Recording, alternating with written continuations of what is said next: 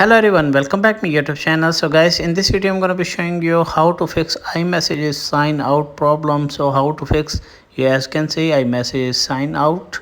So how to fix, first of all go back your home screen, go back and open your iPhone and iPad setting, then scroll it down, then tap on message, and from here enter your email address.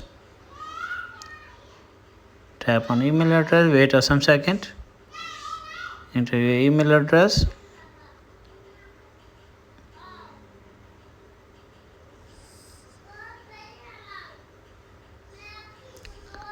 enter your email address, then tap on done, wait a some second, verifying,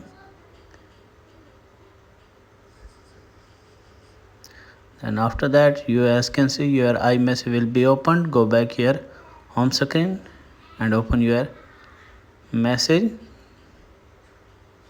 You as can see, if the video is helpful then like and subscribe my channel. If you have any problem share with me in the comments box. Thanks for watching.